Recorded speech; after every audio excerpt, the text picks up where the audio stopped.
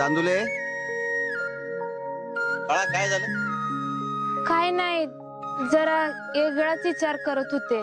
चांदुले, अगं माणसं आमच्या सानिध्यात येऊन स्वतःला सापडतात, हरवत नाही. तू कसला विचार करतीयस?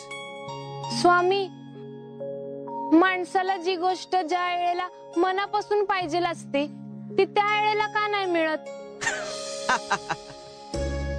कोण म्हणतं असं? अरे जो तेरे भाग्य में लिखा है वो तुझे जरूर मिलेगा बच्चा. हो, मात्र अवास्तव अपेक्षा ठेवून जर भाग्यावर अवलंबून राहशील तर मात्र पदरी निराशाच येईल. जे तुझ्या भाग्यात लिहिलंय तेच घडणार. आणखीन एक, बाळा, आत्म्यासारखा सुंदर मार्गदर्शक कोणीच नसतो हे ध्यानात ठेव.